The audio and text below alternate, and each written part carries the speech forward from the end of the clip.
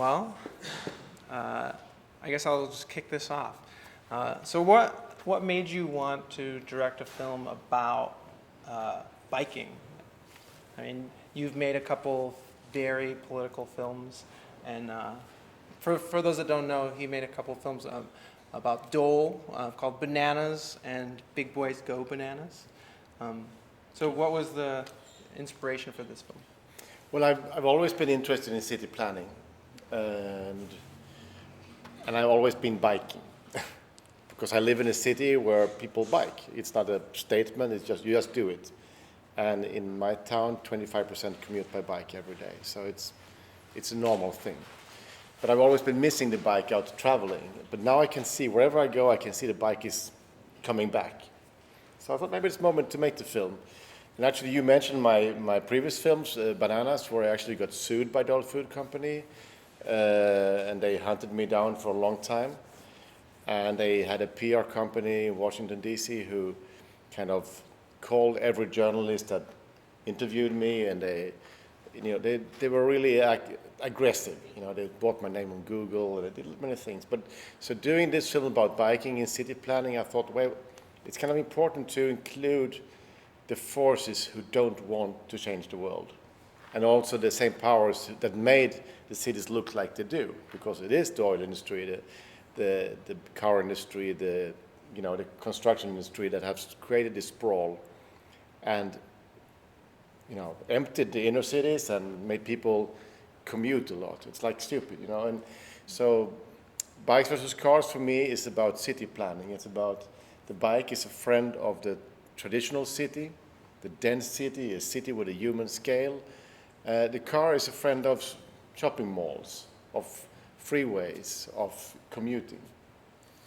You, in a way, are attacking the car industry, the oil industry, but you're not so much naming names and pointing fingers as much in this. Was that a conscious thing, being that you've had this experience with Dole? No. I mean, also in the other film, Dole just happened to be there. I mean, I wasn't looking for them. In the end, they were looking for me. That was a different story. but it's more important to see structures in society or on our planet. So I'm more interested in that in naming certain companies, because we talk about Bananas. Dole are assholes, but so are Chiquita. I mean, you can keep going like that. So, there are brands mentioned here, but I mean, it could have also been other brands because they're all the same. Right. How did you decide on the cities you were going to focus on? LA is obvious, of course. That's where the model was set, and you can. It's not only model of the car model, but it's also the model of a very aggressive lobby.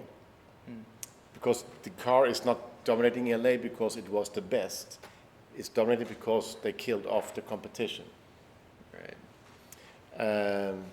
Sao Paulo, I wanted to include a big city in the emerging economies where the middle class is growing, the consuming middle class is growing, and where car sales are booming. Could have also been Mexico or maybe some of the Asian cities. But I went for Sao Paulo. I want to spend some time in Brazil. That's a luxury you can have. What more? Toronto is there because car-dependent people, or people made car-dependent by this kind of lobby-driven city planning, are extremely frustrated today. They're stuck in traffic, in congestion all the time. And what Rob Ford did in Toronto was he tried to use their frustration to win an election. And he was really successful in that. And you could see the people who were living in the suburbs voted for him, not the people in town. And that pattern is a global pattern. And a lot of populistic politicians are using that everywhere in elections. Right. Stop the war on cars, I mean, it's stupid. It's the cars are in war with everybody else, But it's a slogan, kind of a Bush copy slogan, You know more about this in this country. Well, Copenhagen is obvious. Could of course also be in Amsterdam. I was actually surprised to see you didn't utilize Amsterdam. Yeah, but I mean, every little story in the film also represents others. So it's small local stories with a global aspect. So in one way I could have done this film in really many different places. But I mean, the film wouldn't be better if I included 10 more places, you know. Right. So. How did you find the personalities? Because you really found some really great gems of people to highlight. I especially really like the taxi driver. The taxi driver is my favorite. He loves his city. He's really proud. I made him talk badly about bicyclists. And then he delivered. He's great. He's great. I mean, the Copenhagen story, so it's basically just a city where the rules are different, you know? That's the story, but it's better if I interviewed a mayor in Copenhagen bragging about how good they are, it would be extremely boring, you know? Right. So it's better to have somebody coming from the other side, telling the same story. I wanted to have a female-male character, and I wanted her to be young, not too senior, because when people have been around long, they're kind of more stable, you know, they're not moving so much. I wanted somebody who was kind of in process, which normally young people are. And so I started to research, and these days you can research on Twitter, on blogs, you can go many places. So I found her blog, and then we Skyped, and I thought she had a great face, you know. I mean, I could see that she was likable, and that's kind of important, you know. And then we started to film, and it took some time before I knew that she could carry the whole film, because the construction of the film is that all the bad news that we get to know here lands on her shoulders. Right. So it's like she has to carry a heavy load for us, but then she delivers in the end, and she throws it off, so it's good. Dan in Los Angeles is a journalist, but also kind of local historian. He's kind of quite famous for his walks in LA. So he's very he's almost like the film's historian in many ways. Right. But then he's also out doing research, and so it's more fun to be with somebody who's actually not just sitting and talking, but also out. He's willing to climb fences and going adventuring. That's cool. And the others, I mean, the professor in Sao Paulo, I'm quite afraid of having experts in film because they become normally so boring. But she wasn't. And she was also so clear-cut. I mean, she said things that I've never heard anyone say before. The traffic jam is the solution. Have you heard that? It's kind of so smart. You know, suddenly, all over the world, cities are going for bikes because the old model is dying. The car is not delivering. People don't get anywhere. Right. You go to London, to Paris, to New York, wherever. I mean, people are stuck in traffic. So you have to do something. And then the bike is actually a solution because a bike liberates space for people who needs the car. So this is what's happening right now. Right. I'm talking a lot, so you should ask questions. Yeah. Some of the bad news came by way of Sao Paulo in China, where it said that there would be more cars. And one of the reasons there would be more cars is because it's tied to people's sense of class mobility. So that people think when you ride a bicycle, you're poor, and when you're in the middle class, you're rich. Yeah. And so therefore, we're dealing with very deep problems here with people's sense of identity. And that is, people want to be seen in a car, they want to drive a car, even though it's cleaning in traffic jams, because they associate their sense of self with wanting to be middle class. So I don't know how we're going to fight that, because it seems like nowadays people are willing to sit in traffic jams for hours and hours on end, just to have a slight little bit of ego by being seen in the car. No, of course, and it's quite understandable if you've been working class your whole life and you've been watching rich people driving cars. You've seen cars in films on TV, you know, but you've never been able to ride one yourself. So I mean, this is what's happening right now. In many countries, there's like the first in my family's history is somebody can buy a car. Of course, they do it, but so there's a lot to do. But I mean, so this teacher in Bogota, that's what she's trying to do. That's an extremely poor neighborhood. The parents don't have cars and hardly have bikes, you know. So the school actually have some bikes, and, you know, it's like you saw the kids were driving, you know, riding really small bikes. So that kind of lesson might work, you know, but it's a long-term job. But the fun thing is now that you can see that in big cities now that really successful people, you know, somebody calls them hipsters, but you know, people are riding really cool bikes, very expensive bikes. So there is like a fashion also in biking now, and I think that somebody kind of think that stinks a lot, but I think it's better than these guys drive expensive bikes than expensive cars, you know. It's better, so now people show off with bikes. And when you start to bike, it's kind of hard to stop. You don't want to go back because there is a certain freedom on the bike that you can't get in a car any longer. So, but this battle is not over tomorrow. But there's a huge momentum for the bicycle right now. I mean, when you were watching the film, I've been biking around Buffalo for like 15K or so. I've been just watching your city. I can see, and I've never been here before, but I can see this is a city that wants to come back, and it's like trying to bring back the values of a city. You know, I mean, there's still a long way to go, but I can see there's a great potential in making this a great city. And if you make it easier for people to bike, people will prefer to live closer to the city. So then you will bring new people into town, and then life comes back, and small business will come back, small restaurants, you know. So this is that can happen quite quick, because there is a new generation that are not so impressed by the car, you know.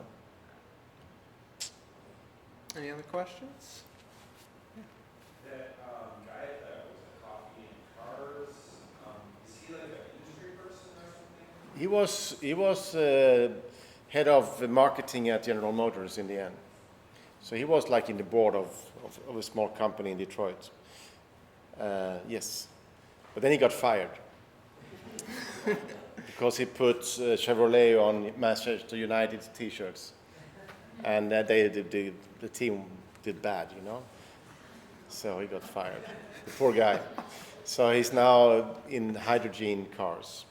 So I guess that's why he wanted to talk to me. Because, yeah. But I think for me, yeah, I mean, I don't know if you noticed that, but I mean, the people who breaks the really bad news in the film, I mean, he talked about climate change. It wasn't the activists who did it, you know. So everybody, I think that's interesting. Everybody knows, you know, the people talking about that the system is breaking down were the mayor of Los Angeles and all the guys in power, you know. It wasn't the bike activists, you know. So it's kind of interesting just to. I mean, everybody knows that the system is breaking down. The problem is that the car industry and others they're like drug addicts. They can't stop. So they just keep producing, keep selling, keep promoting. But they know that it's dying. At the same time, they try to reinvent themselves. You know, the electric car, the self-driving car, whatever is coming up now. And you heard the professor say, yeah, it's not changing the paradigm, it's reaffirming it, you know. And they just keep going. And we know, I mean, everybody knows we have a global crisis. Climate, overspending the resources of this planet, and cities clogging. You know, every major city on the planet will grow 50% over the coming 25 years. You know, it's like, it's happening now in full speed. That's one of the things I took away from the film the most was, despite it not being like directly dealt with, there's definitely the population problem is a major driving force between all these other problems. Yeah, I don't know. I wouldn't use problem of if there is more people on the planet, but it's a challenge at least. You know, we have to find new ways. We can't just do what we've been doing all the time.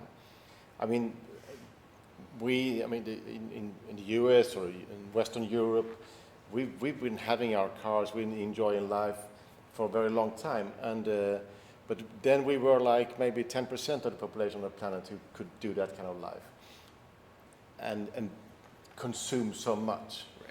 But now it's suddenly there are so many more. You know, in China there are 1.3 billion people, and the 300 million can afford to buy a car. But of course, the middle class is growing, so suddenly there will be 400 million who can buy a car, or 500 million. You know, so suddenly there is, we can all, even if the cars are different in the future, they will still, we need to dig even more holes in the ground, you know, to build up, you know, to be able to build these cars. And I don't think it's a very smart way of going towards the future. Now, I'm just curious, on your little ride around town, what were you noticing about our biking culture? I mean, come on, it's, what I saw was empty street, hardly any cars and very few bikes. So maybe it's, there was a bomb out there yesterday, I don't know. Well, it has something to do with downtown for certain. Could be, yeah. No, but I mean, a lot of space, a lot of possibilities. I mean, this city can be great. Maybe it already is. I mean, but there is a lot of potential. And for winter, it's more about making the city clear the snow from the bike lanes first. So, and then take the streets. You know, that's what they do in smart cities like Copenhagen. If they have a policy of saying the bike is number one, so we take away the snow from the bike lanes first. So then people will never have a reason not to bike. You know. We'll see. One of your experts in the movie mentioned that it's not money, it's not somebody else's politics, right? That's the big issue. And you talked a little bit in the movie, or you showed how it works in the States, in LA, also in New York, the same city council model, and that's always a good one. But in Sao Paulo, the end, your hopeful ending, they took out 40,000 parking spaces overnight with no warning, to the kids before. I mean, it's great, but how did that process work? Is that a long-term thing, or was that, it wasn't that clear? I mean, the mayor he came in like 2 years ago and in a 4-year term, and he obviously decided to do something, and after a lot of pressure from the bike activists. And I think from some experience from other cities around the world, that these kind of changes are really painful, and there will always be a lot of people frustrated. You know, the shop owner, the school, whatever, who is losing their parking space. So they decided to do it, not telling where they were going to do it. And when we were going to film this, we had excellent contact in the city, but nobody wanted to tell us what are you going to do tonight? You know, where are we going? So we have to just hang in and see what happened. So and of course there is a smear campaign against this mayor now, bike communist or whatever they call him. But a month ago they opened bike lanes on this really most important avenue in Sao Paulo, Paulista, which is like that's where these girls got killed, and the guy lost his arm. It's a really long stretch, and it's the best way to bike. On the other streets, it's more hilly, and it's not so easy to commute. So, but now it's totally protected, and it's for them it's a revolution. People are so happy, and these were changes nobody thought would ever happen. So have that in mind. When I started to do this project 3 years ago, almost every city I visited have happened so much in 3 years. And Paris, who has been quite radical, for example, now re-elected, or the old mayor went down, but the new mayor is pushing bike lanes even more. And it was a part of the election campaign in France, where there was a car lobby, and people said we want less cars, and less cars won. So this is happening, Also in London, they're building a lot of new bike infrastructure now, and in New York City and so on. So it's, I mean, this is, I think, if your mayor is traveling, he will also see this happening in many other cities, and then he will feel, okay, we are doing the right thing here in Buffalo, and you send him postcards with bike lanes. I think that's. Any more? Or shall we bike for beers? Yeah, I think that's a great plan. Thank you again for coming. Okay.